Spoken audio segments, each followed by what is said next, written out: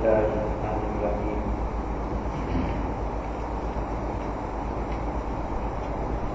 ایک موضوع جس پہ بات ہو رہی تھی یہ علماء کے ہاں بڑی اہمیت رکھتا ہے،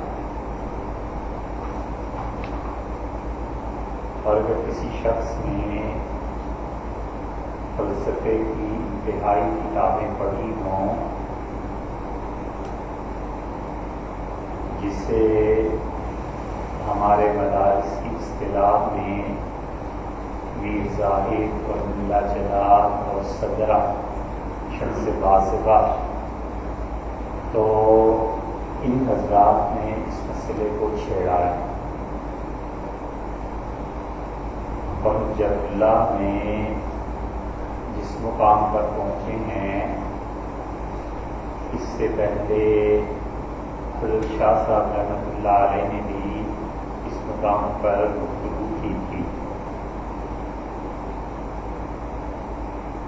اور اصل میں یہ بحث وہیں پہ بیان ہونی چاہیے تھی، لیکن اس لیے نہیں کی اور جان بوجھ کے کہ کچھ اندازہ نہیں تھا کہ یہ سلسلہ جاری بھی رہ سکے گا یا نہیں،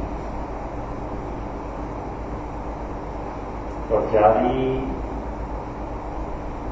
نہ رہنے کی ایک وجہ اب بھی ہو سکتی ہے، اور وہ یہ ہے کہ یہ مضامین اس درجے کے ہیں کہ عام لوگوں کے لیے اس میں کوئی انٹرسٹ نہیں ہے،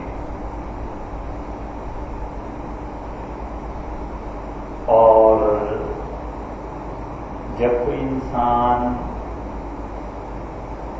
بنیادی طور پہ ان مباحث کو پڑھنا سننا چاہتا ہے جو انٹلیکچوئل لیول کی ہیں، تو اس میں عام لوگوں کے لیے اسے سننا اور برداشت کرنا کافی مشکل ہو جاتا ہے۔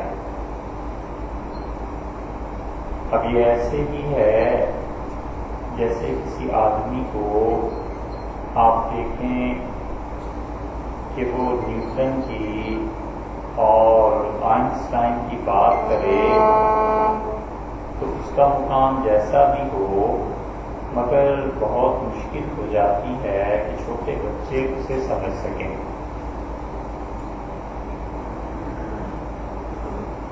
تو اب پھر شاہ صاحب رحمۃ اللہ علیہ نے اسی بحث کی طرف اشارہ فرمایا کہ اللہ تعالیٰ تک پہنچنے کی اصل راہ کیا ہے؟ عقل جو یہ فیصلہ کرے کہ کیا چیز درست ہے اور کیا چیز نادرست ہے، عقل یہ فیصلہ کرے کہ مرد کے لیے کون سا لباس درست ہے اور کون سا نادرست ہے، عقل یہ فیصلہ کرے کہ عورت کے لیے پردہ ہونا چاہیے یا نہیں، عقل یہ فیصلہ کرے کہ دنیا میں جو حالات بدل گئے ہیں تو اس پر لوگوں کو سود کے کھانے کی اجازت دینی چاہیے یا نہیں۔ اسی طرح یہ آج کے دور کا بہت بڑا مسئلہ ہے، اور یہ صرف افراد کی سطح پہ نہیں ہے، قوموں کی سطح پر ہے، اور پوری دنیا میں 3 بڑے بر اعظم یورپ، امریکہ، آسٹریلیا اور کچھ حصہ افریقہ کا، اور ہمارے یہاں جو لوگ بھی اس سے متاثر ہیں وہ سب بنیادی طور پہ جن مسائل میں الجھے ہوئے ہیں ان میں ایک بہت بڑا مسئلہ یہ ہے کہ راہبری کے لیے عقل چاہیے یا نبوت چاہیے۔ جتنے بھی مسائل ہیں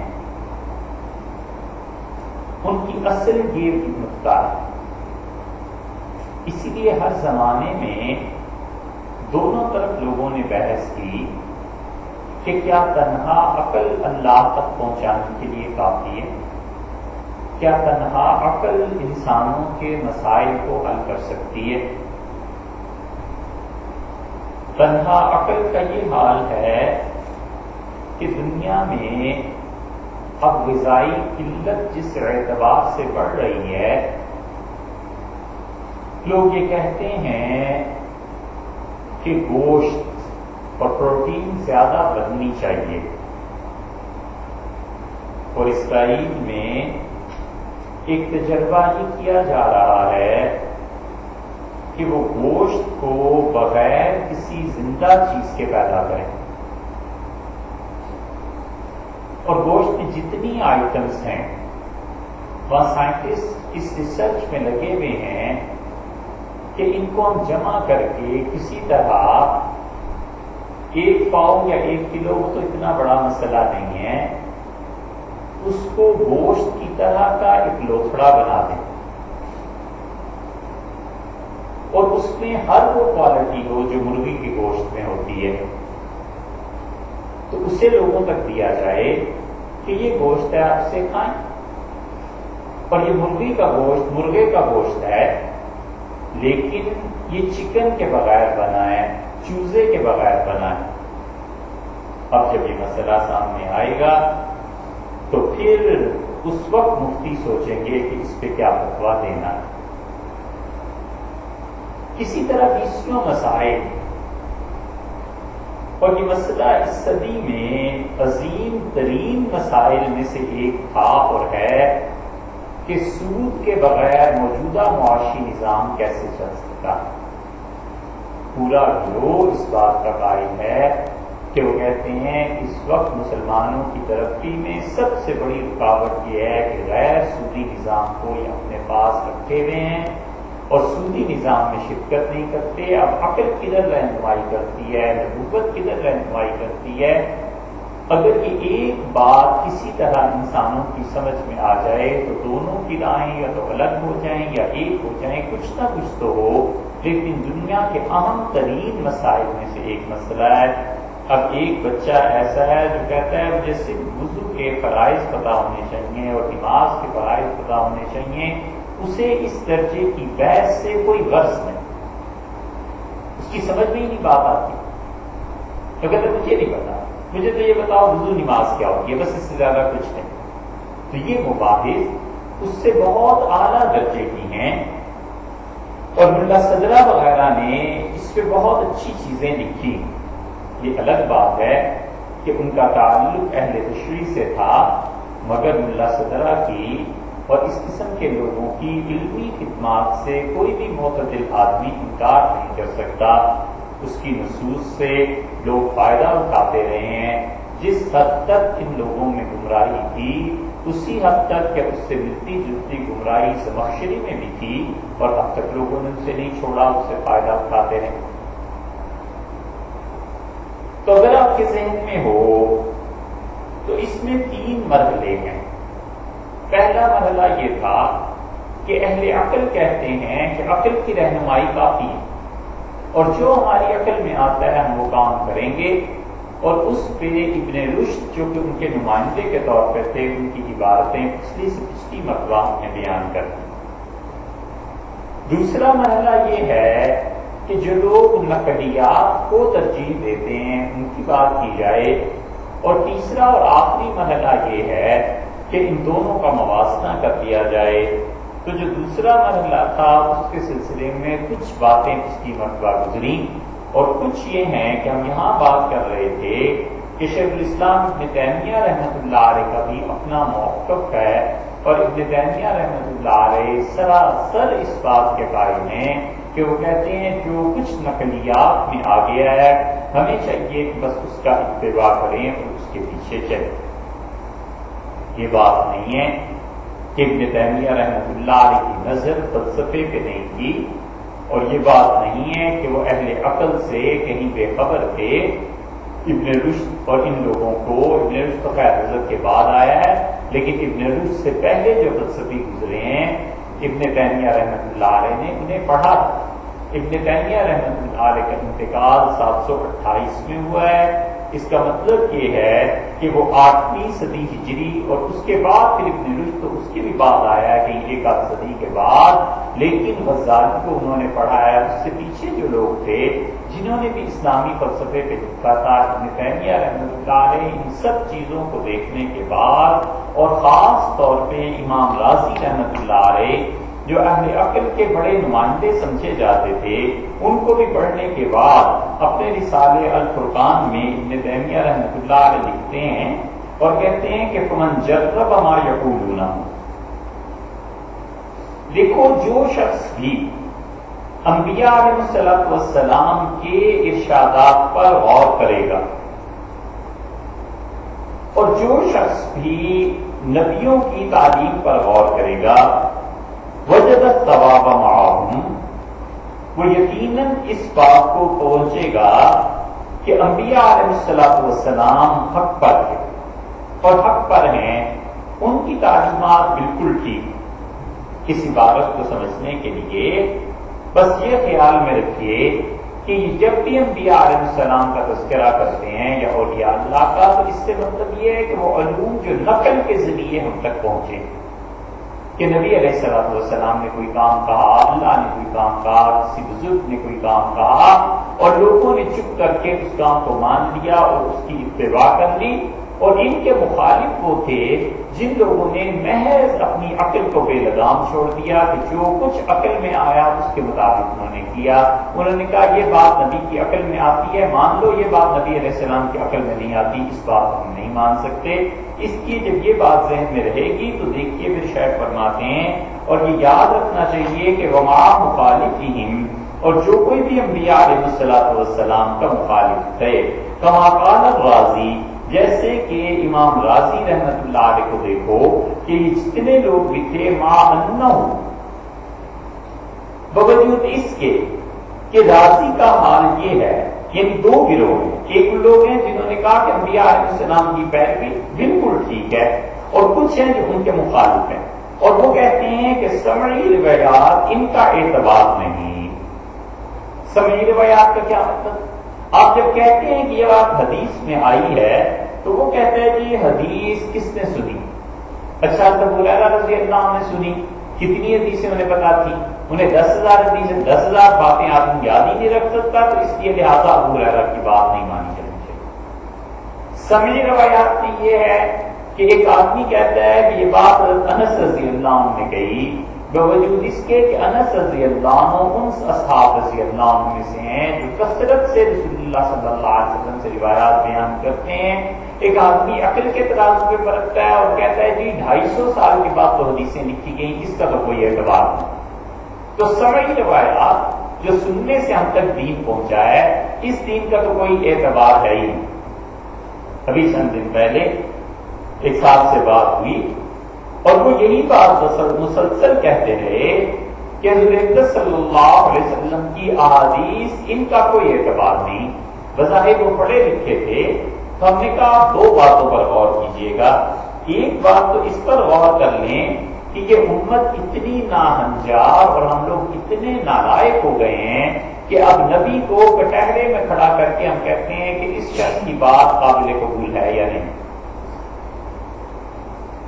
میں نے کہا جس موضوع پر بات کرنے چلے ہیں وہ یہ ہے کہ نبی صلی اللہ علیہ وسلم کو ہم نے کھڑا کر دیا، اور ایک آدمی کہتا ہے کہ اس شخص کی بات قابل قبول نہیں ہے کیونکہ یہ ہم تک صحیح طریقے سے پہنچی نہیں، اور دوسرا کہتا ہے کہ اس کی بات قابل قبول ہے کیونکہ صحیح طریقے سے ہم تک پہنچی ہے۔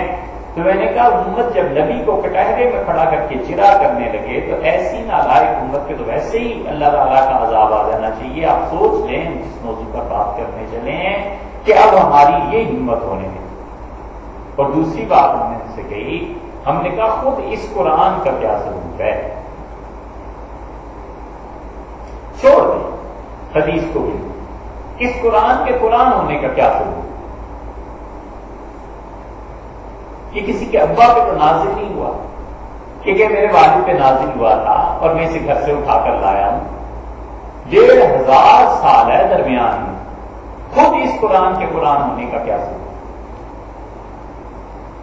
معاذ اللہ ثم معاذ اللہ، میں کہتا ہوں میں اسے نہیں مانتا، یہ رسول اللہ صلی اللہ علیہ وسلم پہ نازل نہیں ہوا۔ اور ہوتا یہ ہے نفسیات میں کہ کبھی کبھی انسان کے اندر کوئی جذبہ شدت سے پیدا ہوتا ہے اور آدمی اپنے آپ سے خود باتیں کرنے لگتا ہے، استغفر اللہ، 1000 بار استغفر اللہ۔ حضور صلی اللہ علیہ وسلم میں ایسے ہی جذبہ پیدا ہو گیا تھا اور اندر ہی اندر سے انہیں آوازیں آتی تھیں، وہ لوگ ان کو لکھواتے جاتے تھے، اور پھر اس کے بعد لوگوں میں مشہور ہو گیا۔ دیہاتی اور جاہل لوگ تھے، قبیلے کے لوگ تھے جو ذبح کرنا تک تو جانتے نہیں تھے، شادی بیاہ کو جانتے نہیں تھے، رسومات میں گھرے ہوئے تھے، جاہلیت کا دور تھا، تہذیب تھی نہیں، اور ڈاکو تھے، ڈاکے ڈال کے گزارا کرتے تھے۔ انہیں اپنے سے زیادہ ایک انٹلیکچل شخص مل گیا اور اس نے کہا کہ یہ خدا کی طرف سے، اب سارے اس کے پیچھے چل پڑے۔ اب اس کے بعد نسل در نسل یہی نظریہ چلا آتا ہے، اس لیے یہ قرآن اللہ کی طرف سے ہے ہی نہیں، بلکہ یہ تو ایک اندر میں جذبہ تھا ایک شخص کے، اور اس کے ذہن پہ چھا گیا اور اس نے لوگوں کو بیوقوف بنایا۔ استغفر اللہ۔ اب یہ حال ہے ان عقلیات کا، اور اب جو پڑھے لکھے ہیں اور بہت سے لوگ انہی چیزوں کو اسی نظر سے دیکھتے ہیں، لیکن ان کی بات کر رہا ہوں جو پڑھے لکھے ہیں، شاید 1% ہوں، وگرنہ اصل چیز تو اب دولت رہ گئی، پیسہ رہ گیا۔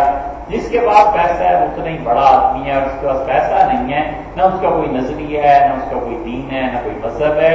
اگر پیسہ ہے تو پھر سب کچھ۔ امام راضی رحمت اللہ علیہ نے کئی چیزیں لکھی ہیں، ظاہر ہے کہ راضی امام تھے، عقلیات تھے، بہت کچھ لکھا ہے، اور راضی کا اصل میدان فلسفہ، اور مشکل یہ ہے کہ راضی رحمت اللہ علیہ نے اس فلسفے کے ذریعے قرآن کریم کی تفسیر کو بھی حل کرنے کی کوشش کی۔ بعض جگہ پہ بہت عمدہ نکات انہوں نے بیان کیے، اور بعض جگہ پہ راضی رحمت اللہ علیہ کو خوب ٹھوکر لگی ہے۔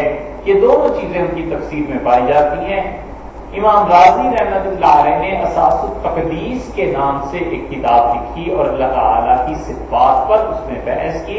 ابن تیمیہ رحمت اللہ علیہ نے نقد اس کا لکھا ہے، پوری کتاب اس کے رد میں لکھی ہے، اور راضی ہی کی روایت یہاں پر لا رہے ہیں۔ اور راضی کا کیا حال ہوا ان سب چیزوں کے باوجود، یہ 3-4 آدمیوں کو اگر پڑھیں تو یہ راضی کی پر جو تنقید کرتے ہیں، ایک ابن عربی اور ایک مولانا روم رحمت اللہ علیہ، کہتے ہیں کہ دیکھو کما قال راضی، جیسے کہ راضی نے کہا ہاں انہو، اس کے باوجود کہ من آتم الناس قانن فی الادلۃ السمعیہ، حالانکہ راضی ان لوگوں میں عظیم آدمی ہے، ان کا سربراہ ہے، ان کا بڑا ہے، جو سمعی دلائل کو رد کرتے ہیں، جو مسموعات پر یقین نہیں رکھتے، جو کہتے ہیں تم نے اس سے سنا، اس سے سنا، اس سے سنا، یہ کوئی چیز نہیں ہے۔ حتی تبع قولا، یہاں تک کہ انہوں نے اب ایسی بات شروع کی جو ان سے پہلے کسی نے نہیں کہی تھی، اور انہوں نے کہا کیا یہ جو عقل کے امام ہیں، انہوں نے کہا کہ دیکھو یقین کا مرتبہ روایات سے حاصل نہیں ہو سکتا، روایت زیادہ سے زیادہ جو چیز ثابت کر سکتی ہے وہ ظن ہے، گمان، یقین کا مرتبہ اس سے حاصل نہیں ہوتا، یقین کا مرتبہ عقل سے حاصل ہوتا ہے۔ اللہ تعالیٰ کو ہونا نہ ہونا عقل یقین کے درجے تک پہنچائے گی۔ حضور صلی اللہ علیہ وسلم نے ایک آدمی سے کہا، اس سے دوسرے سے کہا، اس سے تیسرے سے کہا، اس سے زیادہ سے زیادہ بس تم ایک ہیولا سا بن سکتا ہے، ایک چیز تم بس اسے شیڈوز میں لے سکتے ہو، لیکن پکی اور یقینی بات نہیں۔ یہ کہتے ہیں ابن تیمیہ رحمۃ اللہ علیہ کہ ان لوگوں کا حال یہ ہے کہ یہ کسی بھی چیز کو یقینی طور پر ماننے کے لیے تیار نہیں ہے۔ حالانکہ آپ ذرا غور کریں یہ جملہ ہے کتنا خطرناک کہ سمعیات سے، سنی سنائی چیزوں سے یقین حاصل نہیں ہوتا، تو اگر سمعیات سے یقین حاصل نہیں ہوتا تو خود قرآن کا ثبوت کیا ہے، خود قیامت کا ثبوت کیا ہے، عقل سے کون ثابت کرے گا؟ اسی لیے گولی سینا کا ایک سوال ہم نے ایک مرتبہ کیا تھا بڑی طویل بحث کے بعد، کہ گولی سینا نے کہا کہ قیامت کو ماننا اس بنیاد پہ تو ہو سکتا ہے کہ انبیاء علیہ السلام کی تعلیمات ہیں، باقی قیامت کا ماننا خالصتاً عقل کی بنیاد پہ ہو، عقل اس پہ کام نہیں کرتا۔ اتنا بڑا جملہ ہے یہ۔ ابن تیمیہ رحمۃ اللہ علیہ کہتے ہیں ان کا حال دیکھو، تب تک قولا، انہوں نے اپنے پاس ایک نئی بات گھڑی اور انہوں نے کہا کہ دیکھو یقین تک پہنچنا انسانی زندگی میں وہ سنی سنائی باتوں سے ہو نہیں سکتا، وہ صرف عقل سے ہو سکتا ہے۔ اور کہتے ہیں راضی اس کے باوجود اس کو دیکھو، راضی نے کیا لکھا، یہ ہے بہت قیمتی بات جو راضی نے کی ہے. لقد تأملت طرق الکلامیہ، میں نے بارہا علم کلام کے طریقوں پر غور کیا. یہ راضی کہتے ہیں. والمناہج الفلسفیہ، اور فلسفے کی راہوں پہ میں بہت مرتبہ چلا. فما رأیتها تشفی علیلا، میں نے کبھی نہیں دیکھا کہ اس علم کلام اور فلسفے نے کسی بیمار آدمی کو شفا بخشی. وتروى غلیلا، اور کسی پیاسے آدمی کی پیاس فلسفے نے بجھائی. وجدت اقرب الطرق، اور سب سے زیادہ قریب ترین طریقہ جو اللہ کے قریب کرتا ہے، سب سے بہترین طریقہ میں نے دیکھا طریقہ القرآن، وہ قرآن کا طریقہ تھا. اقرا فی الاثباتی، اور اگر اللہ کی صفات کا اثبات کرنا چاہو کہ خدا کے لیے کوئی صفتیں ہیں تو یہ پڑھو کہ نہیں یصعد الکلم، کلم الطیب، پاک کلمے وہ اللہ تعالیٰ کی طرف اٹھتے ہیں. اور الرحمن علی العرش استویٰ، اور یہ پڑھو جو قرآن نے کہا ہے کہ رحمان غالب ہوا عرش پہ. وقرا بالنفی، اور یہ پڑھو جو قرآن نے نفی کیا ہے کہ لیس کمثلہ شیء، اللہ جیسی کوئی چیز نہیں ہے. ولا یحیطون بہ علما، اور کوئی ایسا نہیں ہے جو اللہ کے علم کا احاطہ کر سکے. ومن جرب بمثل تجربتی، اور راضی نے کہا کہ جس شخص نے زندگی ایسے گزاری ہو، تجربے ایسے ہوں جیسے مجھے تجربے ہوئے ہیں، وہ جان لے گا مثل معرفتی، بالکل اسی طرح جس طرح آج میں نے جانا. وَأَيْضًا فَمَنِ اعْتَبَرَ مَا عِندَ الطَّوَائِفِ، اور اسی طرح راضی نے کہا کہ جو لوگ ہیں نا انبیاء علیہ السلام اور ان کی تعلیمات اور روایات سے استدلال نہیں کرتے اور انبیاء کی راہ کو چھوڑ دیتے ہیں، یاد رکھو ان عقل پہ چلنے والوں کے لیے میں نے زندگی کا تجربہ کر کے دیکھا ہے. وَجَدَهُمْ كُلُّهُمْ عَالِرِينَ ضالین شاکین مرتدین او جاہلین جہلا مرکبا، میں نے ان سب کو پایا ہے. یہ فلسفے اور عقل کی باتیں کرنے والے یہ سب کے سب حائرین، یہ ایسے تھے کہ حائرین ہیں، حیرت میں ڈوبے ہوئے ہیں. ضالین، یہ سب کے سب گمراہ ہوئے. شاکین، اور اسی طرح شک میں پڑتے رہے. مرتابین، اور اسی طرح انہوں نے ریب اور تردد میں زندگی گزاری. او جاہلین جہلا مرکبا، اور اس جہالت میں زندگی گزار کے دنیا سے گئے کہ انہیں خود اپنی جہالت اور اپنے غیر علم ہونے کی، نادان ہونے کی سمجھ نہیں آ سکتی. بڑے کام کی بات یہ راضی کہتا ہے کہ سب سے بڑا طریقہ جو اللہ تک پہنچنے کا ہے وہ قرآن ہے. اصل میں بات یہاں سے شروع ہوتی ہے جو انشاءاللہ امید ہے آج عرض کریں گے آخر پہ. ملا صدرہ نے لکھی، اور ملا صدرہ کہتا ہے کہ دنیا میں سب سے زیادہ لذیذ علم، اور جس علم میں پہنچ کے آدمی دنیا کی ساری لذات سے کہیں زیادہ لذت حاصل کرتا ہے، وہ اللہ کی ذات اور صفات کی معرفت کا علم. یہ اسی مرتبہ کیا تھا کہ صوفیہ جو کچھ اپنے مراقبات میں ذات اور صفات باری تعالیٰ کی متعلق باتیں ہیں، اس لذت کی حد ان کی روح سے نکل کے ان کے جسم تک پر مؤثر ثابت ہو جاتی ہے. اتنا وہ لذیذ ہو، اتنا وہ بڑا طریقہ ہے ان مراقبات کا اور ان چیزوں کا. اس پہ راضی رحمت اللہ علیہ نے یہ جو علم حاصل ہوتا ہے اس ذریعے سے، راضی رحمت اللہ علیہ اس کی بات کر رہے ہیں کہ اللہ کی ذات اور صفات اس تک عقل کیسے پہنچ سکتی ہے. سب سے انتہائی علم جو حاصل کرنا ہے وہ اللہ کی ذات اور اس کی صفات کی معرفت کا. کہتے ہیں اللہ کی ذات اور صفات کی معرفت حاصل کرنی ہے تو قرآن سے بڑا تمہیں کوئی طریقہ نہیں ملے گا. اللہ کی صفات کا اقرار کرنا چاہو تو یہ آیت پڑھو کہ الیہ یصعد الکلم الطیب، پاک کلمے وہ اللہ تعالیٰ اٹھاتا ہے اس کی طرف جاتے، اس کی طرف اٹھتے ہیں پاک کلمے. اللہ کہاں ہے؟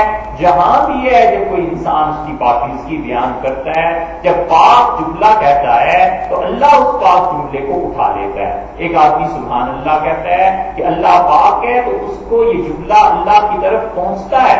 لیکن بڑے کمال کی بات لکھی ہے معروف رحمت اللہ علیہ نے. معروف رحمت اللہ علیہ کہتے ہیں کہ جو تم سبحان اللہ پڑھتے رہتے ہو نا، تو یہ نہ سمجھنا کہ تمہارے سبحان اللہ کے پڑھنے سے کوئی اللہ پاک ہوتا ہے.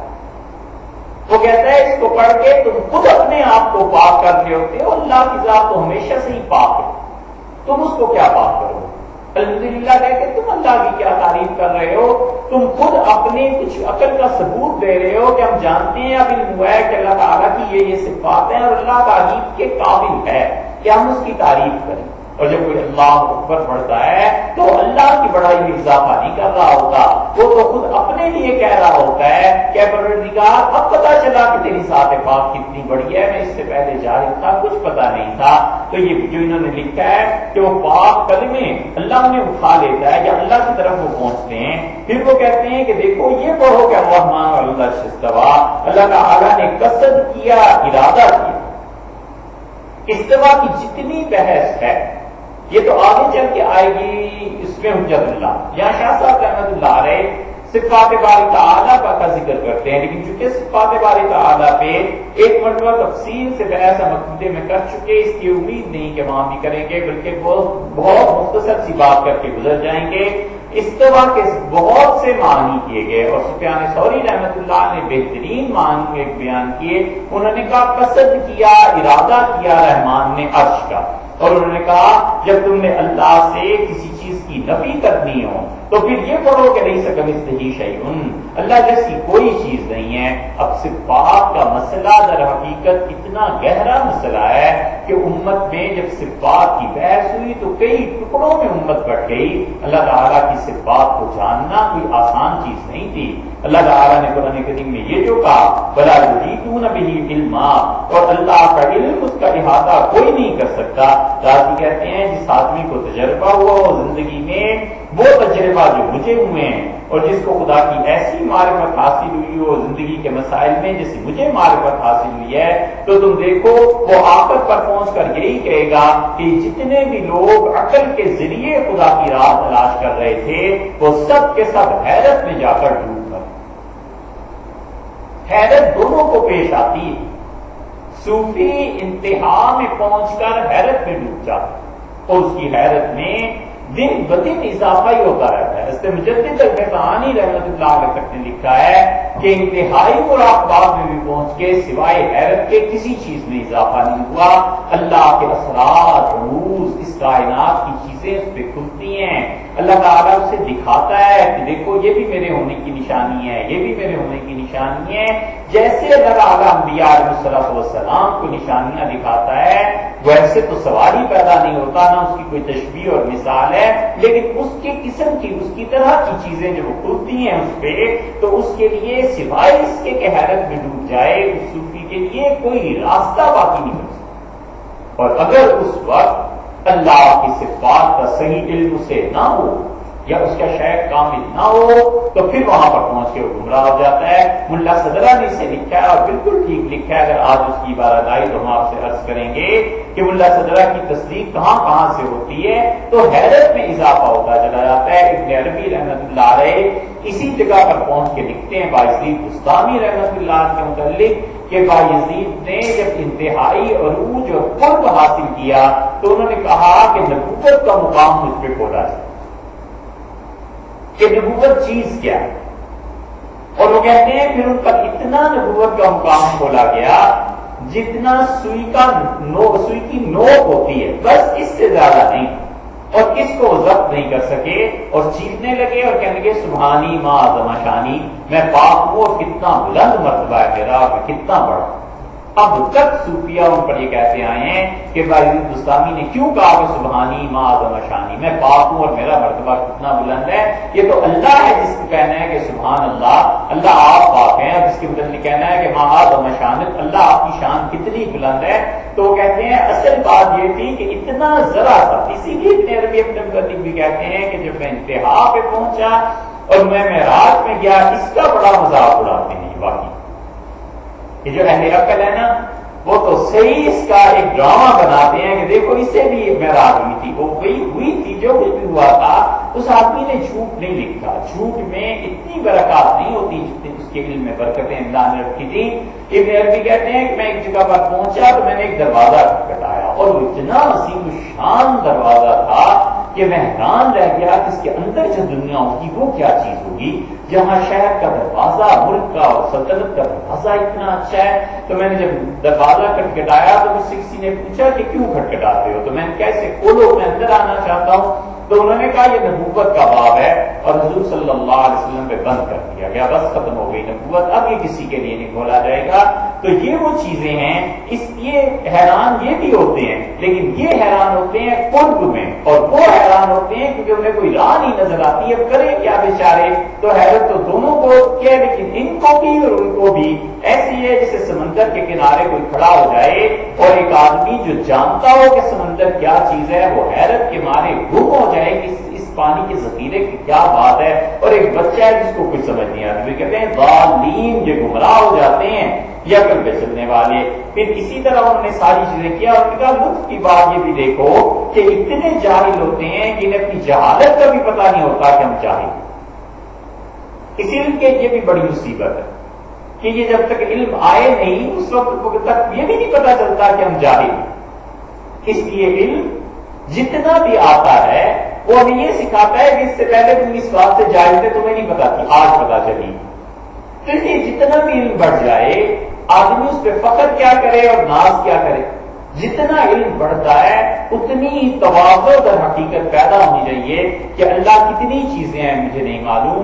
اس لیے دنیا میں مجہولات، جن چیزوں کو نہ جاننا ہے ان کی ہمیشہ کثرت ہوا کرتی ہے، اور معلومات جو ہوتی ہیں وہ تھوڑی ہوتی ہیں، علم تھوڑا ہوا کرتا ہے، جہالت زیادہ ہی ہوا کرتی ہے ہمیشہ۔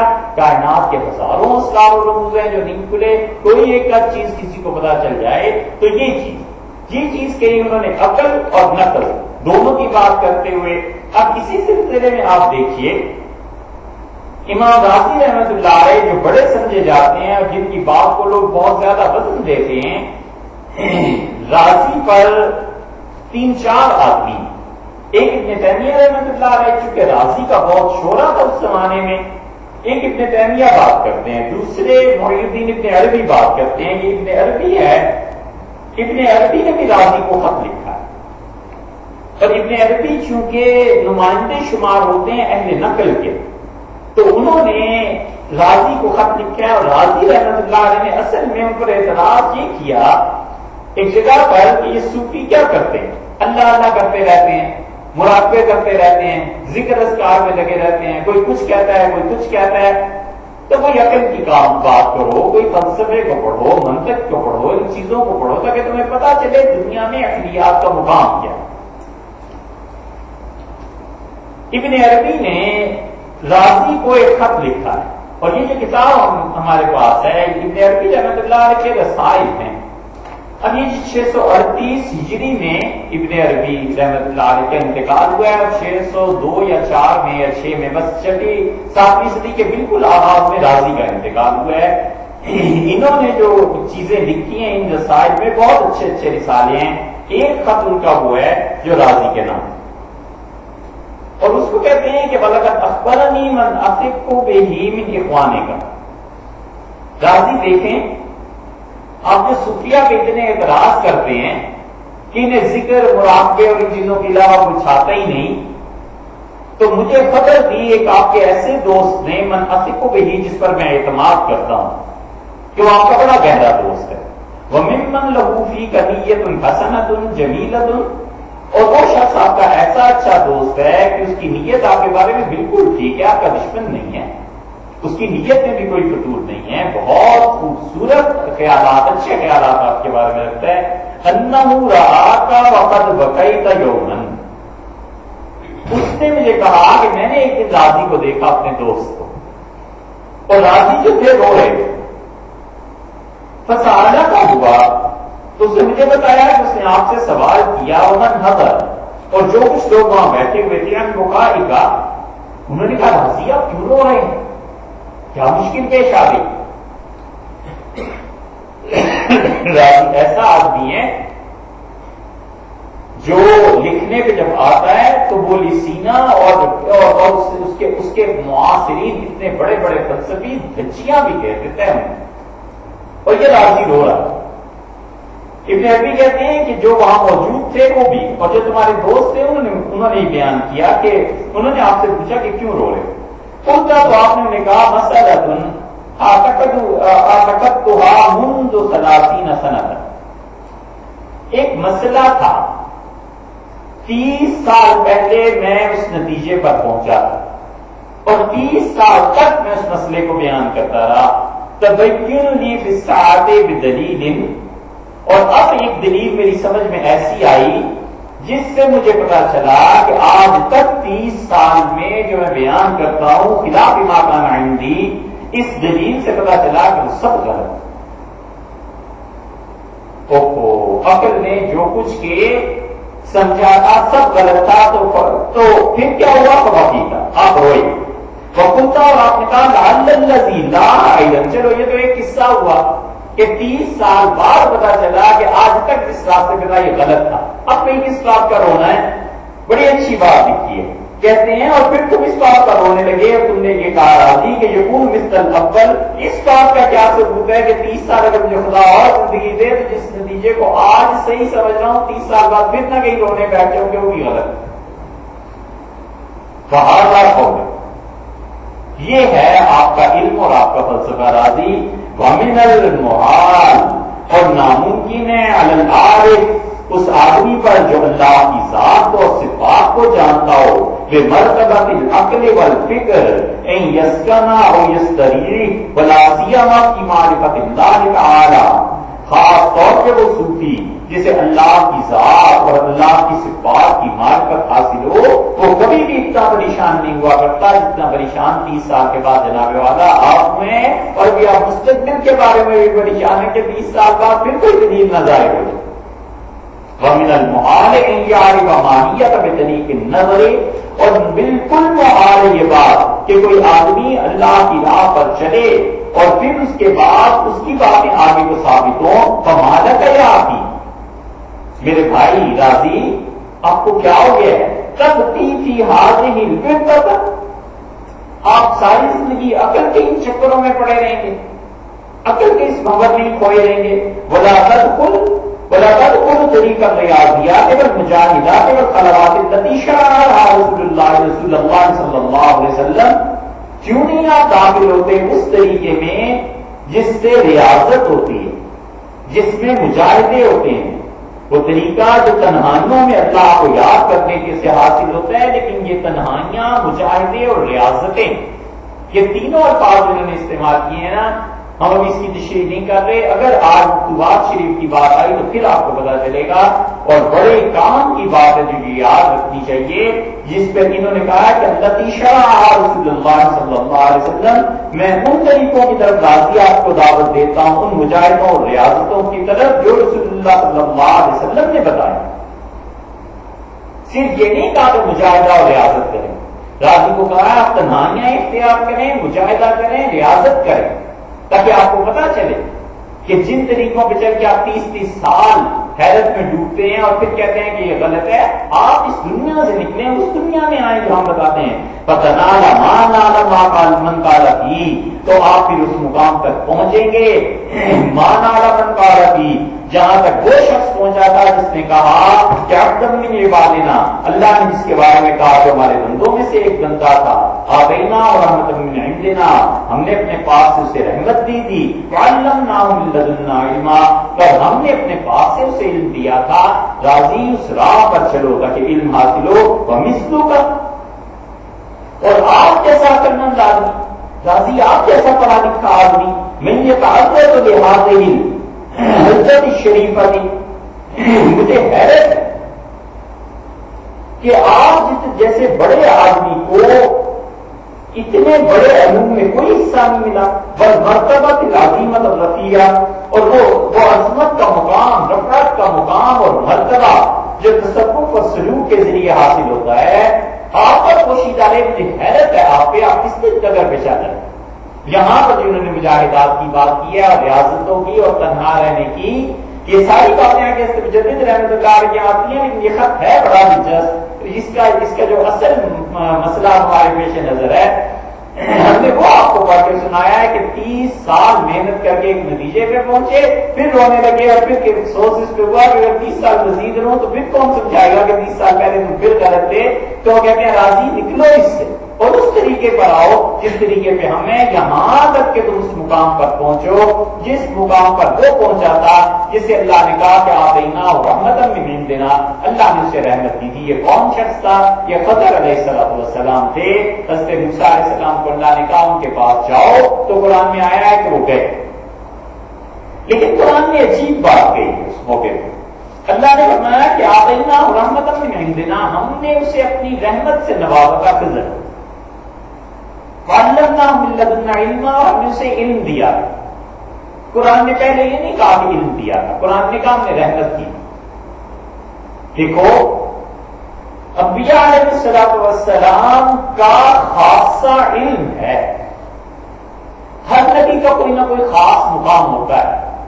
موسیٰ علیہ السلام کے ہاں سب سے بڑا شرط جو ان کی ساری شخصیت کو سمیٹ دے، جسے ماسٹر کیا ان کی پرسنالٹی کی کہ وہ محبت ہے، بس کرنا تو کرے نفسی، ہم نے تجھے بنائی اپنے لیے تھا، القئی تو آرے کا محبت منی، ہم نے اپنی محبت کا پرتو موسیٰ تیرے چہرے پہ ڈال دیا تھا تیرے بچپن میں، محبت ہی محبت ہے اللہ۔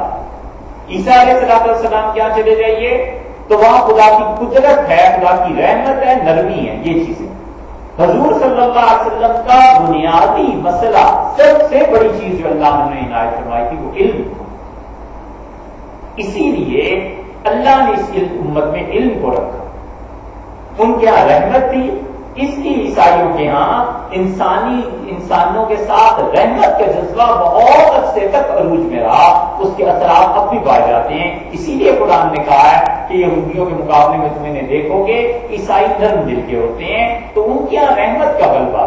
یہودیوں کے یہاں آپ دیکھ لیجئے، وہ ان کے انبیاء علیہ السلام جس دور میں جو نبی آتا رہا ان پہ وہ غلبہ ہوتا رہا، کیونکہ ان میں انبیاء علیہ السلام بہت آئے تھے، اس لیے وہ ایک حالت پر قائم نہیں رہ سکے، جبکہ اس امت میں حضور صلی اللہ علیہ وسلم کا مقام علم کا تھا۔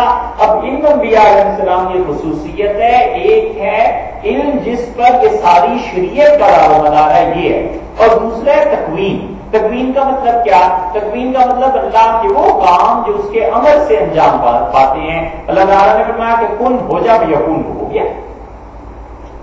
زندگی ہے، موت ہے، عمر کتنی ہے، کیا کھائے گا، کتنے بچے اس کے ہوں گے، شادی ہوگی نہیں ہوگی، وغیرہ وغیرہ، یہ ساری چیزیں تکوینیات سے تعلق رکھتی ہیں۔ جب تکوینیات کا معاملہ آیا تو اللہ نے علم کی بجائے رحمت کو ذکر کیا۔ اس کا مطلب یہ ہے کہ شریعت کی بنیاد علم ہے اور تکوین کی بنیاد اللہ کی رحمت۔ اسی لیے آدمی کو شریعت میں جب چلنا ہوتا ہے تو محنت کرے، علم حاصل کرے، اور معاملہ جب تکوینیات کے متعلق ہو نا تو وہاں پہ علم کچھ کام نہیں دیتا، وہاں پہ رحمت کی طلب کام دیتی ہے، عاجزی کام دیتی ہے، کبھی تیری رحمت سے ہی ہو سکتا ہے، علم یہاں کچھ کام نہیں آتا۔ اس لیے اللہ تعالیٰ نے خضر علیہ السلام کا جہاں ذکر کیا ہے وہاں رحمت کو مقدم کیا، فرمایا ہم نے اسے رحمت دی تھی۔ پھر عربی کہتے ہیں راضی، اس میدان میں آؤ، خدا کی رحمت تمہیں ملے، یہ چیزیں ملیں۔ یہ دیکھا آپ نے، یہ راضی کو دعوت دے رہے ہیں عربی رحمت اللہ علیہ۔ اسی طرح مصنوی میں بھی چیزیں آتی ہیں۔ مصنوی میں معلوم نے کہا ہے کہ اگر دین اور اس کی گتھیاں اور اللہ کی معرفت اس کی ذات و صفات کی محض عقل کی بنیاد پر ہوتی، فخر راضی رازدار دین کو دے تو دین کی سب سے زیادہ سمجھ فخر الدین راضی کو حاصل ہو جاتی۔ بڑے اچھے اشعار ہونے کے انہوں نے کہا اللہ کی ذات اور صفات کی معرفت میں خدا کے ذکر سے کام لو، اور اگر عقل سے کام لوگے، دلیل سے بحث کرو گے تو پائے چوبی سخت بے تمکین بوجھ، تو جو عمارت، جو چیز لکڑی کے پایوں پہ قائم ہوتی ہے نا، لکڑی کے پائے بچے سخت ہوتے ہیں لیکن ایک حد تک بہت برداشت کر سکتے ہیں، اس کے بعد لکڑی ٹوٹ جاتی ہے۔ اور پھر وہ کہتے ہیں کہ اگر دین کا کام عقل کی بنیادوں پہ ہوتا تو فخر الدین رازی سب سے بڑے اس کے واقف ہوتے، اس کے ماہر ہوتے۔ اچھا، اب یہ تو ہو گئے رازی، ابن تیمیہ بھی اور ابن عربی بھی اور رازی بھی۔ اب دیکھیے مجدد رحمت اللہ علیہ نے ایک خط لکھا ہے، تو یہ طویل اور پڑھیں گے بھی اسے، لیکن کمال کی چیز لکھی ہے۔ حضرت مجدد رحمت اللہ علیہ لوگوں کو بہت بڑا بڑا دھوکہ یہ ہو گیا ہے کہ انہوں نے انہیں صرف صوفی سمجھا، حالانکہ اپنے زمانے کے بڑے فقیہ فقہی مسائل جہاں آتے ہیں اور بات کرتے ہیں، پتہ چلتا ہے کہ انسان کس مقام سے بول رہا ہے۔ اور اسی طرح علم کلام، اللہ کی ذات و صفات کی معرفت بلا خوف تردید ہم کہتے ہیں کہ شاہ عبد الحق صاحب محدث دہلوی سمیت کوئی حضرت مجدد رحمۃ اللہ علیہ کے پائے کا آدمی کے معاصرین میں نہیں۔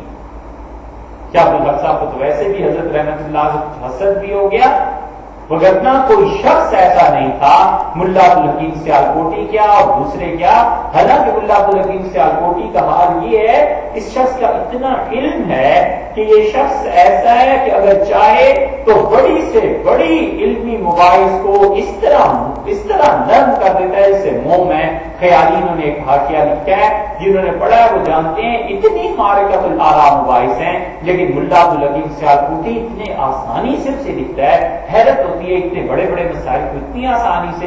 اور قطبی ایک رسالہ ہے، اس کی شرح بھی لکھی ہے، اس کا بھی حاشیہ لکھا ہے، اور جو سیدھے سادے مسائل پہ منطق کے اتنے مشکل کر دیے ہیں، اتنے الجھا دیے ہیں انہوں نے ملا عبدالحکیم سیالکوٹی نے، کہ آدمی کہتا ہے جیسے یہ پتھر کی طرح سخت مسائل ہو گئے ہیں۔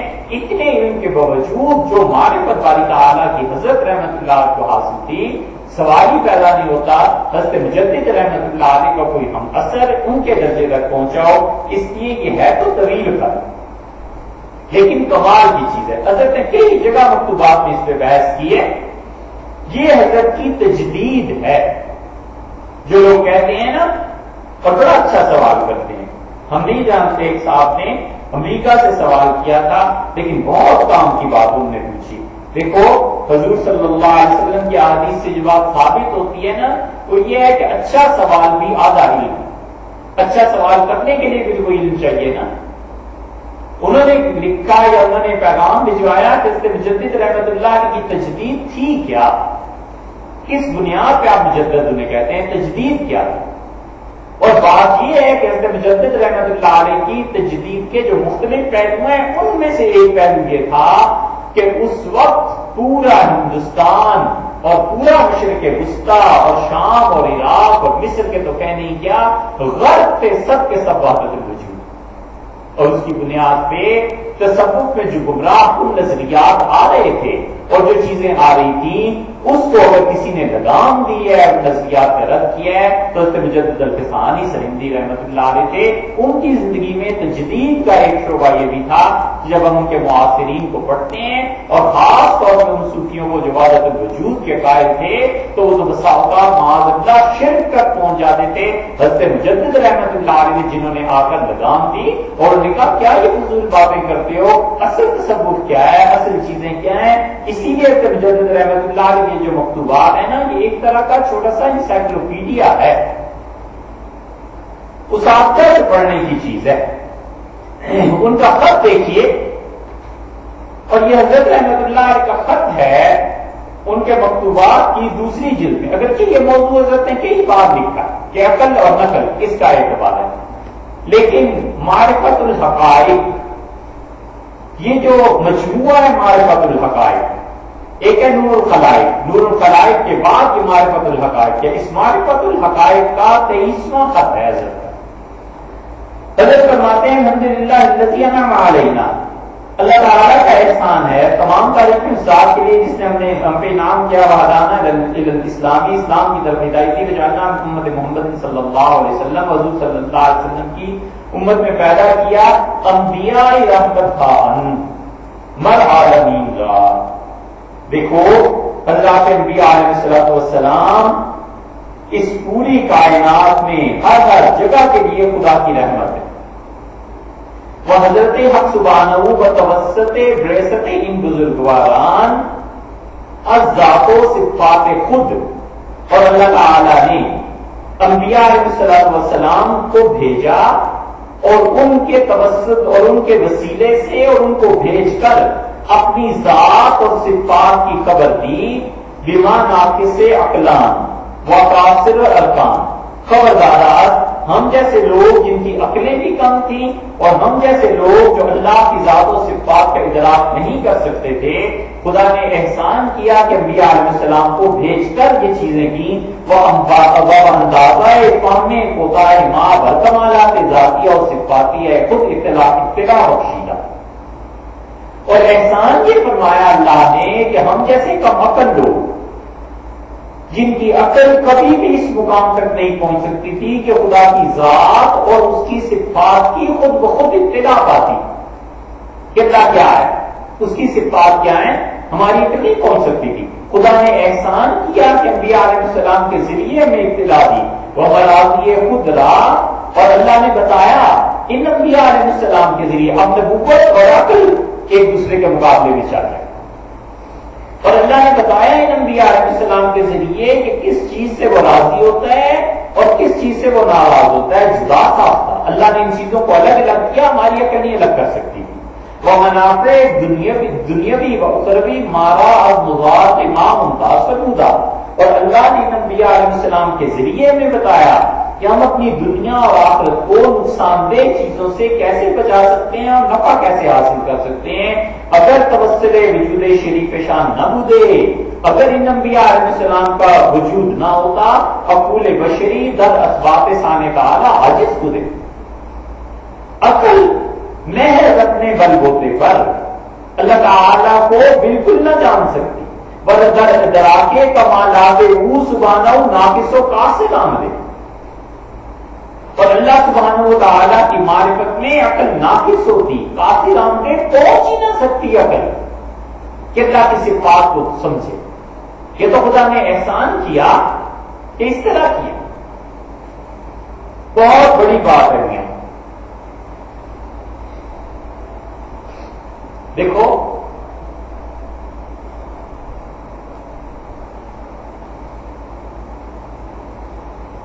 کسی بچے کی حالت پر غور کرو تو بچہ اپنے کھلونے کے ساتھ کھیلنے میں جتنا محب ہوتا ہے نا، کوئی بڑے سے بڑا فلسفی اور بڑے سے بڑا سائنٹسٹ بھی اپنی تحقیق میں اتنا محب نہیں ہوتا. کسی بچی پہ غور کرو، اپنی بیٹی پہ، گڑیا کے ساتھ کھیلنے میں جب وہ محب ہوتی ہے نا تو وہ اتنی محب ہوتی ہے گڑیوں کے ساتھ کھیلنے میں کہ کوئی بڑے سے بڑا سرجن اپنے آپریشن میں اتنا منہمک نہیں ہوتا، اور کوئی بڑے سے بڑا فلسفی اپنی کتاب میں اتنا غور سے نہیں کرتا. اور وہی چیز، وہی گڑیا جو بیکار کپڑوں سے بھری گئی تھی اور وہ گیند جو ہوا سے بھری گئی تھی، اس سے اگر لے لیں تو وہ اتنا ٹوٹ کے روتا ہے، وہ اس سے روتی ہے، ایسے روتی ہے جیسے سارا جہان اس سے چھن گیا ہو. اور اگر 40-50 سال کے بعد اسی گڑیا کو وہ گڑیا لا کے دے دو اور اس بڈھے کو وہی گیند بلا لا کے دے دو اور ویڈیو بنا لو کہ بیٹے 50 سال بعد اس چیز پہ آپ ایسے رو رہے تھے، تو دیکھ کے خود ہنسے گا کہ یہ بھی کوئی رونے کی بات. بس میاں ایسے ہی ہوتا ہے.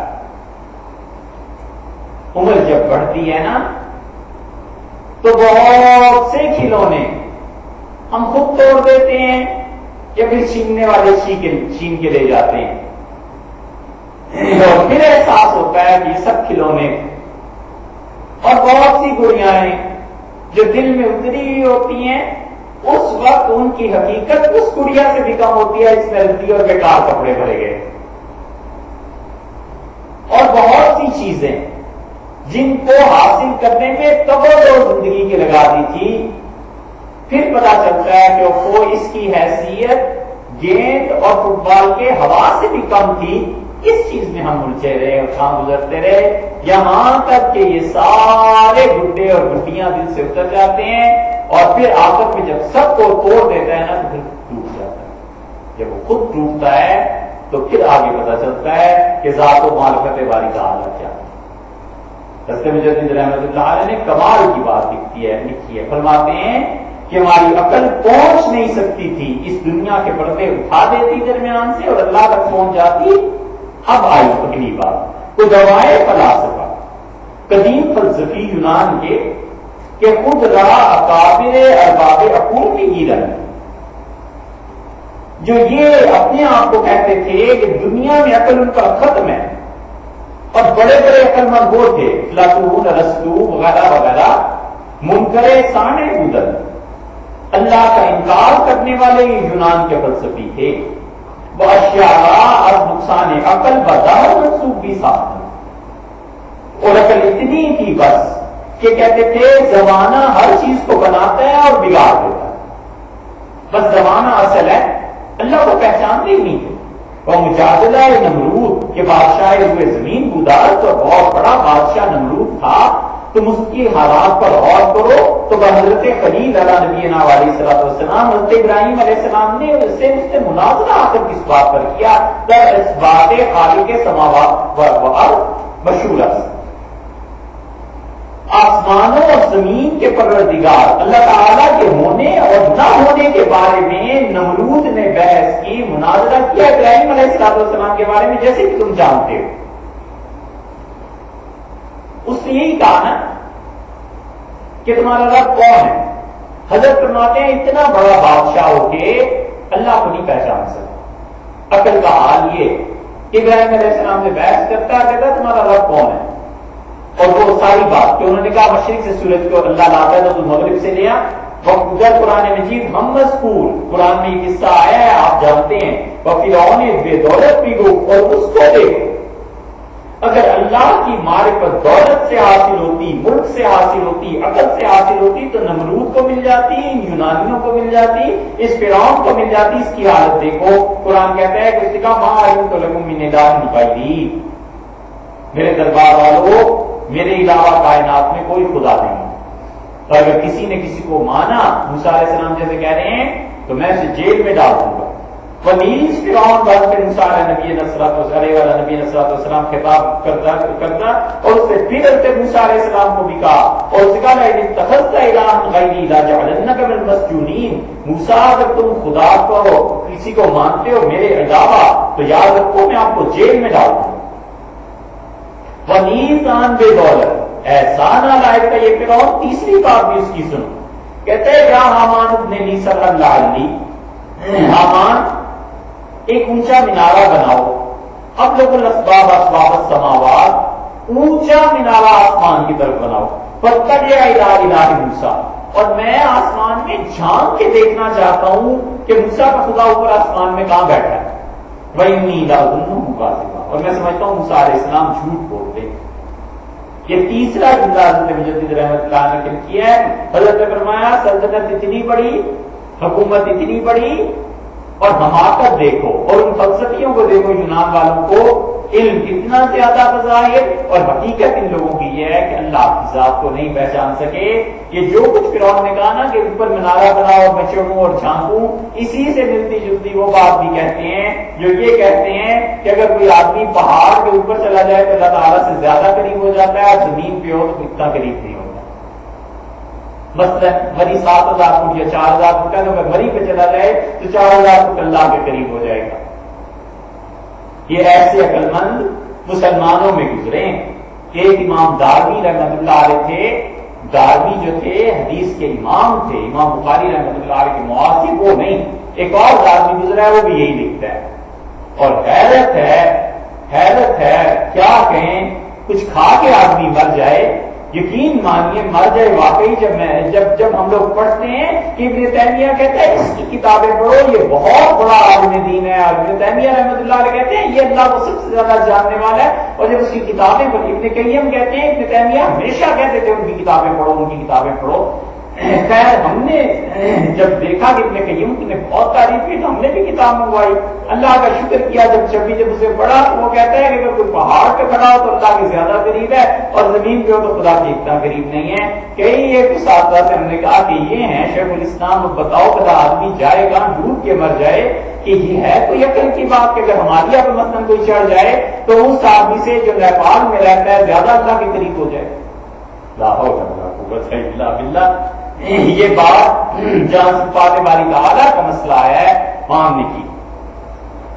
حضرت مجدد رحمۃ اللہ علیہ ان سب کا رد کرنے کے بعد کہتے ہیں بالجملہ عقل در اثبات ان دولت عظمیٰ قاصر است. سمجھنا چاہیے کہ عقل اللہ تعالی کی معرفت اس جیسی عظیم دولت تک پہنچنے سے قاصر ہے. عقل کو پتہ ہی نہیں ہے. وبدون ہدایت ان بزرگواران انبیاء علیہ السلام، یہ نبوت اور عقل کا تقابل چل رہا ہے. اور انبیاء علیہ السلام کی اگر ہدایت نہ ہو وَإِن دولت سرا غیر محتد، عقل اللہ کی توحید کے گھر پہ پہنچ ہی نہیں سکتی. اگر انبیاء علیہ السلام نہ ہوتے تو عقل میں خود اتنی عقل نہیں تھی کہ توحید کی دولت سرا پہ پہنچتی. بچوں بتواتر انبیاء علیہ السلام دعوت ایشان بخدا کے خالق زمین و زمانت جل شانہ شہرت جا، چونکہ انبیاء علیہ السلام مسلسل خدا تک پہنچنے کی دعوت دیتے رہے. وہ کلمہ ان بزرگواران مرتفع گشت، اور انبیاء علیہ السلام کا یہ جملہ کہ اللہ تک پہنچو، اللہ ایک ہے، اللہ کی توحید کے قائل ہو، جہان بھر میں ان کی دعوت اور تبلیغ ہو گئی. صفحائے ہر وقت کہ در ثبوت سانے تردد داشتن برکوب ہے خود مطلع شد. تو تب جا کر یہ بے وقوف فلسفی جو ہمیشہ خدا کے ہونے نہ ہونے کی بحثیں کرتے رہتے تھے، پھر انہیں پتا چلا کہ ہم تو خود گمراہی میں اب تک مبتلا. انہیں تو اس وقت پتا چلا جب انبیاء علیہ السلام کا پیغام عام ہوا، بے اختیار باوجود سانے قائل گشتن، اور اس کے بعد بے اختیار بیچاروں کے پاس کوئی طریقہ نہیں رہا، سر جھکا دیے اور اللہ پہ قائل ہو گئے. پہلے ویسے کرتے تھے کہ اللہ ہے یا نہیں ہے، جب انبیاء علیہ السلام کی دعوت اچھی طرح پہنچی تو پھر قائل ہو گئے. وہ اشیاء بہت اعلیٰ مستند ساختن، اور اس کے بعد کہنے لگے کہ چیزیں اللہ نے بنائی. ان نورس، یہ عقیدہ نور ہے کہ کوئی آدمی یہ عقیدہ رکھے کہ اللہ ہے اور کائنات کو اس نے پیدا کی ہے، کہ انوار انبیاء مقتبس کشتاز. اور یہ نور ایسا نور ہے جو انبیاء علیہ السلام کے نور سے لیا گیا ہے. وہیں دولت کے اسوان انبیاء بروئے کار آمدہ، اور یہ وہ دولت ہے جو فلسفیوں نے انبیاء علیہ السلام کے دسترخوان سے اٹھائی ہے. علیہ السلام و تسلیمات، ان نبیوں پہ خدا کی سلامتی، خدا کی رحمتیں الی یوم التناد، قیامت کے دن تک، بل الی ابد الآباد، بلکہ اس قیامت کے بعد بھی جو جنت کی زندگی ہے ہمیشہ ہمیشہ کے لیے ان انبیاء علیہ السلام پہ خدا کی رحمت ہو. اتنی بڑی دولت خدا کی توحید کی اور اس کی ذات و صفات کی ان لوگوں نے ہمیں دی. وہاں ہم سے نہیں سائر سمعیات کہ بتبلیغ انبیاء علیہ السلام بیمار سیداس. یاد رکھو جتنے بھی عقیدے ہیں جن کا تعلق سننے سے ہے، کون کون سے عقیدے، یہ بات آگے آ رہی ہے، یہ سب انبیاء علیہ السلام کی مہربانی ہے. از وجود صفات کمال واجبی جل سلطان، جیسے اللہ تعالیٰ کی وہ صفات جن پر ایمان لانا ضروری ہے، یہ عقل نے نہیں بتائی، نبیوں نے بتائی. کون سی ہیں اللہ کی صفات؟ حیرت ہوتی ہے کہ صحیح بخاری تک پڑھ لیتے ہیں اور اللہ تعالیٰ کی صفات کو نہیں جانتے. علم، حیات، قدرت، سمع، بصر، کلام، ارادہ، تکوین، 8 اللہ کی صفات ہیں جن پر ایمان لانا واجب ہے. اللہ کی صفات 3 طرح کی ہیں. کچھ اللہ کی صفات ذاتی ہیں، کچھ اللہ تعالیٰ کی صفات فعلی ہیں، کچھ اللہ تعالیٰ کی صفات ایسی ہیں جس نے قرآن اور حدیث میں بیان کرتی ہیں جن سے معاذ اللہ شبہ پڑتا ہے انسانوں کے ساتھ کسی شراکت کا. ان تینوں قسم کی صفات کو سمجھنا اور اس پر اتنا یقین کہ شک ڈالنے والا شک نہ پیدا کر سکے، 1000 کوئی تقریریں کرے اس کے باوجود اس پہ شک نہ پڑے، تب جا کر ایمان سے کہتے ہیں، تب جا کر مومن ہوتا ہے. اور ہمارے اب بچے جو پڑھتے ہیں صحیح بخاری والے، ان سے پوچھو کسی دن کے ذات باری تعالیٰ کی صفات کی کیا قسم ہے اور کیا واجب ہے، اللہ جانے کیا پڑھتے. حضرت مجدد رحمۃ اللہ فرماتے ہیں عقل یہ صفات بتا سکتی تھی. بحثت انبیاء، بحثت ملائکہ، فرشتوں کا پاک ہونا، علیہ الصلاۃ والتسلیمات والتحیات والبرکات، ان کا پاک ہونا، فرشتوں کا گناہ سے، یہ محض عقل بتا سکتی تھی.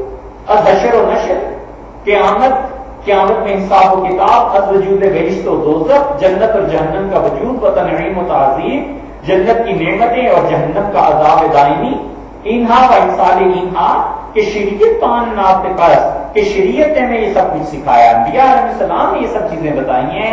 عقل در ادراک شان قاصرس، عقل محض اپنے بندوں سے بھی یہ چیزیں نہیں بتا سکتی. عقل کو کیا دخل ہے کہ جہنم میں، عقل کو کیا دخل ہے کہ جہنم کتنا گہرا ہے، عقل کو کیا دخل ہے کہ گائے کا گوشت جائز ہے اور سور کا گوشت ناجائز ہے.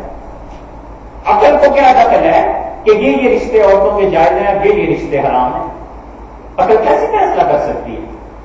حضرت مجدد رحمۃ اللہ فرماتے ہیں بے سماعین بزرگواران، اگر انبیاء علیہ السلام کی ان تعلیمات کو نہ سنا ہو تر اس بات آنہا ناقص وغیر مستقل، تو اس آدمی کو عقیدہ ناقص رہے گا اور متزلزل رہے گا. دیکھیے طور عقل برائے طور حس اس، عقل جو ہے نا وہ حس کے بعد آتی ہے. مثلا اس کی تشریح کرتے ہیں ذرا سے. آدمی کسی چیز کو چھوتا ہے تو محسوس ہوتا ہے نا گرم ہے یا ٹھنڈی ہے، کسی چیز کو دیکھتا ہے تو اچھی بری، اس کے بعد عقل آتی ہے، عقل پھر فتوا لگاتی ہے. حضرت رحمۃ اللہ فرماتے ہیں کہ مجدد رحمۃ اللہ فرماتے ہیں کہ دیکھو حس پہلے پھر عقل ہے. کئی مرتبہ حس اطلاع دے تو عقل کو پتا چلتا ہے مگر عقل کو نہیں پتا چلتا. اور عقل کی بھی رہنمائی بتوسل نبوت بدرک بھی درائے، عقل کو درک لگتی ہے جب نبوت اس کی رہنمائی کرتی ہے، وگرنہ اگر نبوت رہنمائی نہ کرے تو جس طرح بسا اوقات حصے فائیو سینسز یہ حواس خمسہ عقل کو صحیح اطلاع نہیں دیتے، اسی طرح عقل نبوت تک بھی نہ پہنچے اگر نبوت اس کی رہنمائی نہ کرے. فالج ہو گیا، اس آدمی کے ہاتھ پہ انگارہ رکھتے یا برف کا کیوب رکھتے تو وہ برابر، اس لیے کہ اس نے اطلاع نہیں نہ دی سردی اور گرمی کی. عقل کیا کرے؟ تو عقل اس کو اطلاع ہی نہیں اللہ کی ذات و صفات کی. اگر نبوت اطلاع نہ دے، نبوت نے اطلاع دی تو پھر اسے پتا چلا. جہاں وہاں کے برائے اور عقل طریقے اور برائے اس بات معرفت اس بات نمی نمایت فی الحقیقت منکر اور نبوت. ہر وہ شخص، یہ ہے نا بات، ہر وہ شخص جو یہ سمجھتا ہے کہ زندگی میں عقل کے علاوہ کسی کی رہنمائی نہیں چاہیے، فی الحقیقت منکر قول نبوت، در حقیقت وہ نبوت کا انکار کرتا ہے. دیکھا آپ نے بات کہاں آگے بڑھی. ایک خط تو پورا کرنا ہے بھائی کا، آپ اگر کوئی تنگ ہو رہا ہو کوئی جبر نہیں ہے، ہم جانتے ہیں یہ بڑی خوش باتیں. حضرت نے فرمایا کہ اگر کوئی آدمی کہتا ہے کہ میری زندگی میں عقل کے علاوہ کوئی چیز رہنما نہیں ہے تو حقیقت میں وہ نبوت کا انکار کر رہا ہے اور وہ صادم اور نبوت کے ساتھ ٹکراؤ پیدا کر رہا ہے. بس از وجود انبیاء اشارہ نہ ہو، سو اس لیے انبیاء علیہ السلام کے طریقے کے علاوہ زندگی گزارنے کا کوئی طریقہ ہے ہی نہیں. کا بشکر ہونے جل سلطان ہوں، تو پھر ہم صرف اگر عقل کے بھروسے پر رہیں گے تو اللہ کا شکر کیسے ادا کریں گے؟ نبوت سکھاتی ہے اللہ کا شکر ادا کرو کہ باقل واجبات دلالت نمائیں میں مولا نعم جل وعلا کے بڑی محمد تعلق دار ہے. اور نبوت سکھاتی ہے کہ کون سا علم اور کون سا عمل تمہیں اللہ تک پہنچائے گا. از قبل سبحانہ معلوم ساختہ ظاہر نہ سازن، اگر نبوت کے علم کسی انسان کے پاس نہیں ہے، محض عقل ہے، تو وہ اللہ تک نہیں پہنچتا. چیتازی میں اتارا کہ جس دن سبحانہ مصطفیٰ نشور شیان شکر انیس تعال. یاد رکھو اگر نبوت کی تعلیم نہ ہو تو آدمی تو صحیح معنی میں اللہ تعالیٰ کی عزت بھی نہیں کر سکتا، انسان نہیں جان سکتا. زیرا کہ قوت بشری در ادراکیان عاجز ہے، اس لیے کہ انسان کی عقل اسے بتا ہی نہیں سکتی کہ خدا کی تعظیم کس میں ہے کس میں نہیں ہے، خدا کی عزت کس چیز میں ہے کس چیز میں نہیں ہے. بڑی اچھی بات لکھی ہے وہاں انہوں نے، اچانک ان کا شعر یاد آیا مثنوی میں. وہ کہتے ہیں کہ ایک آدمی تھا اور اس نے کہا بادشاہ کی عزت کروں، تو اس نے کہا بادشاہ ہمارا کیا کہنے، اس کے جلاہا نہیں. تو معلوم کہتے ہیں یہ اس کے نزدیک عزت کی معراج تھی، اس کا ہمارا بادشاہ جلاہا نہیں. تجھے کون سمجھاتا کہ تم اس کی عزت کر رہے ہو یا اس کے ساتھ کیا کر رہے ہو؟ اسی لیے عمر رضی اللہ عنہ کا واقعہ یاد آتا ہے کہ اس نے کہا ایک آدمی نے کہ آپ کی والدہ بڑی شریف ہے. تو عمر رضی اللہ عنہ تک جب بات پہنچی تو اس نے آ کر شکایت اٹھا پڑا کہ جس کو یہ بات سنائی گئی تھی اس نے آ کے مقدمہ کر دیا اور اس نے کہا میرے مومنین کا لڑائی ہوئی ہے اور اس لڑکے نے مجھے یہ کہا ہے تمہاری والدہ بہت شریف ہے. حضرت عمر رضی اللہ نے صحابہ رضی اللہ عنہ سے کہا کہ اس کا مقدمہ کیا ہے؟ اس نے ان کی والدہ کی تعریف کی ہے. حضرت عمر رضی اللہ عنہ اسے پکڑو اور اتنے درے لگاؤ. والدہ کی تعریف کے لیے اور کوئی جملہ نہیں ملا. اس کا مطلب یہ ہے کہ اس نے اسے ماں کی گالی دی. میں اور کوئی جملہ نہیں ملا تھا. یہ ہے وہ بات کہ بادشاہ جلا نہیں. حضرت مجدد رحمۃ اللہ فرماتے ہیں عقل کو پتہ ہی نہیں چل سکتا کہ اللہ کی تعظیم کیسے کرنی ہے بلکہ بسارت کے غیر تعظیم اورا سبحانہ تعظیم تعالیٰ غارت ہے. ممکن ہے کہ تعظیم اپنی طرف سے کرتے کرتے اللہ کی بے ادبی کر جائے. ایک اور بھی واقعہ سناؤں اگر نہ سمجھے ہو تو. ایک صاحب کو کسی وجہ سے بڑا تعلق ہوا ہم سے تو انہوں نے بڑی تعریف کی. کہنے لگے کہ آپ کینیڈا نہیں آتے. ہم نے کہا بھی کینیڈا آنا تو ذرا دشوار ہے. کہنے لگے آپ آتے تو میں آپ کو دکھاتا. سچ اتنا زیادہ یہاں ہمارے جو بیک یارڈ ہے اتنی گھاس لگی ہے اور ہم نے ایک دمبا قربانی کے لیے لیا ہے اور میں اس دمبے کو کھلاتا ہوں. آپ یقین مانیں آپ تو اس دمبے سے بھی زیادہ اچھے لگتے ہیں.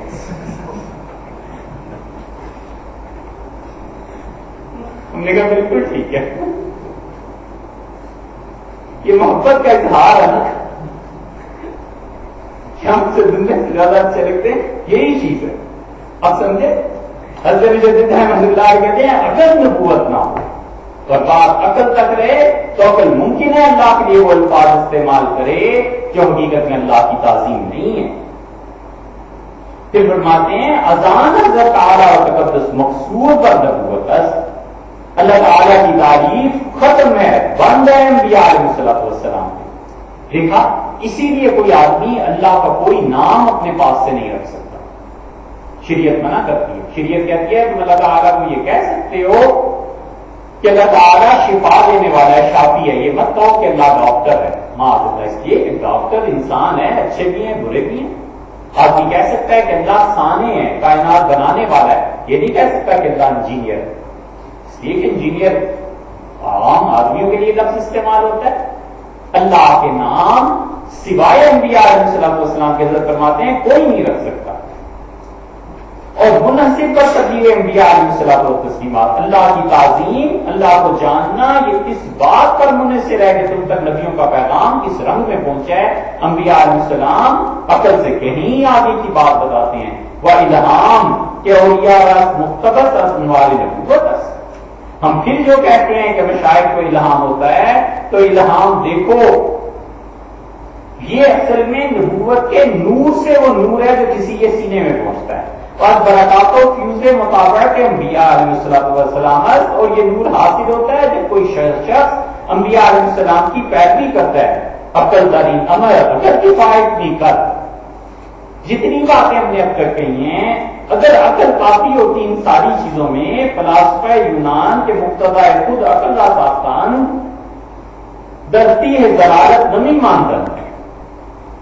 اگر عقل سے یہ سارے مسائل حل ہوتے جنت جہنم اللہ کی معرفت ذات و صفات تو یونان کے فلسفی کبھی بھی گمراہی کے جنگل میں زندگی بسر نہ کرتے. گمراہی کے صحرا میں بھٹکتے نہ پھرتے. از ہما بیش می شناختن حالانکہ اپنے زمانے کے سب سے زیادہ علم والے تھے وہاں کے اور پوری دنیا میں سب سے زیادہ علم یونان میں ہونے کے باوجود ان فلسفیوں کا حال یہ تھا کہ جاہل ترین مردم در ذات و صفات واجبی جل سلطانہ اللہ کی ذات و صفات سے سب سے زیادہ جاہل لوگ بھی یہی. حقرا سبحانہ بیکار و معطل دانستان. اب آیا ہے غصہ. اللہ تعالیٰ کو سبحانہ و تعالیٰ کو بیکار سمجھتے ہیں. کہتے ہیں کہ اللہ کوئی کام نہیں کرتا. وہ غیر از جب چیز بس ایک چیز کی رٹ لگاتے ہیں. عقل فعال عقول اشرا 10 عقلیں فلسفے میں آتی ہیں نا. 9 عقلوں کے بعد ایک اور عقل ہے. اس کی تشریح پہلے گزر چکی. وہ عقل حضرت فرماتے ہیں بس اس عقل کو عقل فعال نزد خود تراشیدہ اپنے پاس سے ایک اگلے فعال بنا لیے، ایک لفظ سیکھیں، حوادث کا خالق سماوات و اسباب داشتہ وہ بہو منصوب میدارن، کیسے ظالم ہے؟ زمین و آسمان میں جتنے تغیرات اور تبدیلیاں واقع ہوتی ہیں ان سب کو بجائے اس کے کہ کہیں اللہ کرتا ہے یہ سارے کام، کہتے ہیں اگلے فعال کرتی ہے۔ وہ اثر راہ از مؤثر حقیقی جل سلطان منا نمودہ آنرا اثر منحوق خود میدان، ایسے ظالم ہیں کہ کائنات میں جتنی بھی چیزوں میں اثر ہے، پانی میں ٹھنڈک کا، آگ میں جلانے کا، سب کے سب اثر کہتے ہیں اللہ پیدا نہیں کرتا، اللہ اس میں اثر نہیں رکھتا، یہ تو اگلے فعال کے کام۔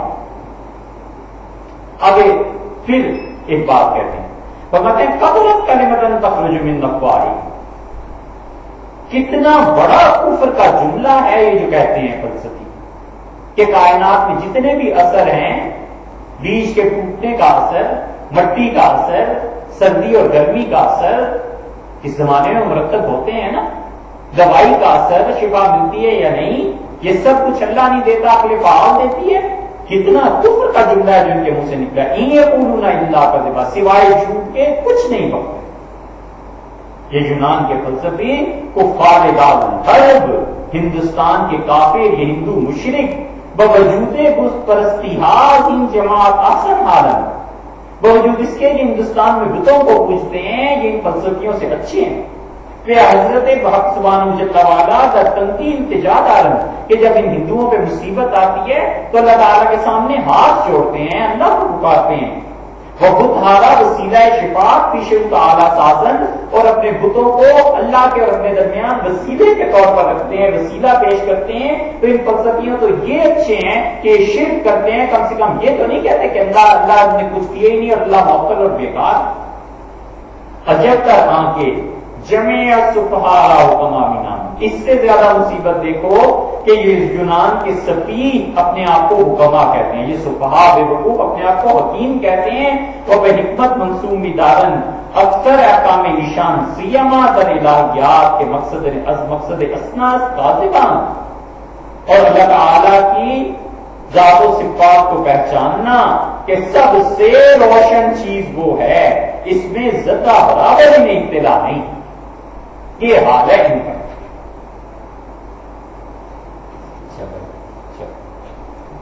آئندہ سب مکمل کر،